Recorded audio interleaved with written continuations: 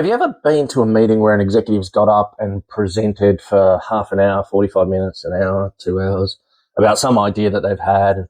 They go into an immense amount of detail and the slides are so small you can't read the font and everyone in the meeting is eventually just falling asleep, apart from the guy up the front who's sucking up to the executive. Yep, look, the reality is most executives don't actually go through presentation skills training in their career.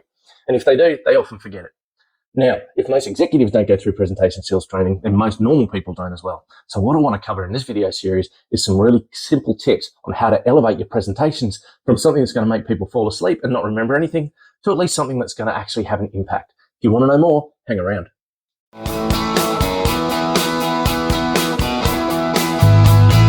So guys, before I get into the video of how to actually present well, what I want to do is cover off why most people actually suck at doing presentations. The reason is most people suck at doing presentations because that's kind of what we're taught. Now, when you go to school or even go to university and you are asked to do a presentation, your teacher is probably sitting in the back with a list of 50 things they're expecting you to cover. So dates, facts, opinions, blah, blah, blah, blah, blah, blah, blah. There's a whole bunch of things that they're going to cover. And you're going to get a good mark by covering as much information as you can in that set period of time. So if you can spill out 50 facts in 5 minutes, you're going to get a great mark. If you only spill out 30 facts in 5 minutes, you're going to get a lesser mark. So we're actually kind of taught as we grow up that our presentations should be crammed full of detail and information. And it's not the case. So what I want to do is teach you how to unlearn some of those habits that we learned at school and cover off what's actually important in a presentation. So in this first video, we're going to cover background and preparation before we even step on stage.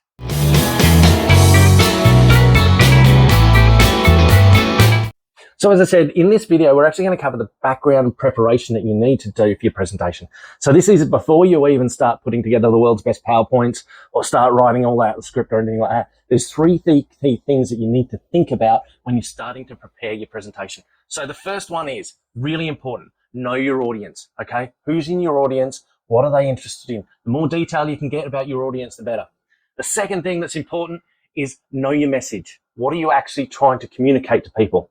And the third thing that you need to consider is know your environment. So what sort of presentation environment are you going to be in? Is it going to be a theater with 200 people? Is it going to be a boardroom with 20 people? Is it going to be a small meeting room with 5 people? Or is it going to be an online virtual meeting? Because all of those things are going to lead to different types of presentations. So those are the three key things that we're going to cover off in this video.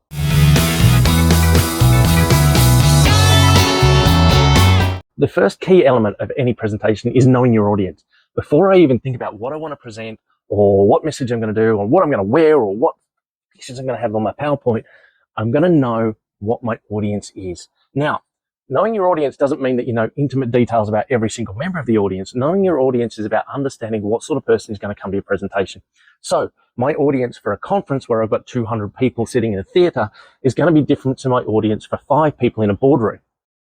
If I have a big audience, what I'm going to do is I'm going to find out some general information about that big audience. Say they're all interested in procurement, or they're all interested in fraud, or we're at a public service convention, so they're all interested in public service sort of topics.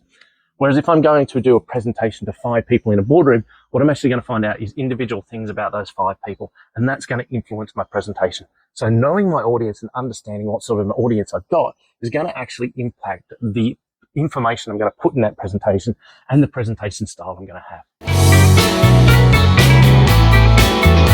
So the reason I'm going to identify my audience before I do anything else with my presentation is because the audience is going to really drive what the presentation's about. If you think about it, a presentation I give to a bunch of high school students on why they should become accountants is going to be completely different to a presentation I might give to a board on why they should become more efficient in their processing, which again is going to be completely different to a presentation I might give to an accounting conference where I can get really detailed into IFRS 16 and the implications for business. So the audience is really going to drive the content of the presentation and it's going to drive the message, which we're going to talk about next.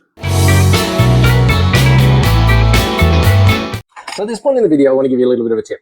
Whenever you do a presentation, your audience is probably going to remember 3 things about the presentation. Now, that's not strictly true. You might have some smart people who remember 4 or 5 things, and you might have had some people who've had a really big night before, and they might only remember 1 thing. But as a general rule of thumb, it's really cool to think about 3 things and say that my audience are going to remember 3 things about my presentation. Therefore, when I talk about my key messages, what are my 3 key messages that I want to have in this presentation? So you really need to identify what they are. What are your key messages? What do you want your audience to take away from this presentation? If one of those things is Andrew is very smart, it's probably worth having a reconsider, because that's not a key message. A key message is something like, hey, there's a really good advantage here from doing process automation, or hey, accounting is a really good career, you should do that, or hey, IFRS 16 is a really complex thing, you should get some help to do that. 3 key messages is a really good way to think about your presentation and actually know what they are before you put pen to paper. Once you understand who your audience is and you've thought about your 3 key messages for your presentation, you're almost ready to start preparing your presentation. But before you do that, it's also really important to think about the environment you're going to be presenting in. Is it going to be a theatre with 200 people or 1,000 people? Is it going to be a boardroom with 10 or 20 people?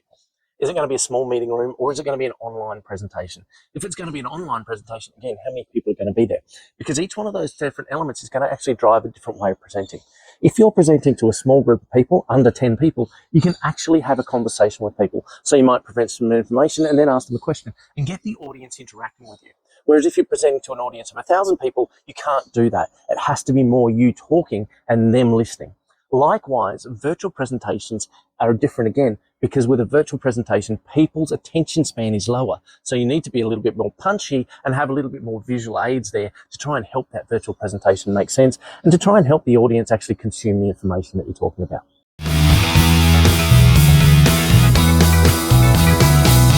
So guys, as we draw to the end of this video, I wanted to recap on the 3 things that I think you should concentrate on before you even start doing your presentation. So first of all, you need to know your audience. You need to know what your audience are interested in. Let's face it, if your audience is not interested in your presentation, they're not going to pay any attention to it. And then what's the point? Secondly, what's your message? So your message needs to align to your audience. They need to be something that they're interested in. Third, what's your environment? So what sort of environment you're going to be presenting in, and what sort of needs and wants does that environment lend itself to? If it's a big audience, you're going to have to talk a lot. If it's a smaller audience, you can ask questions. If it's a virtual audience, you probably want to be more visual in what you're doing.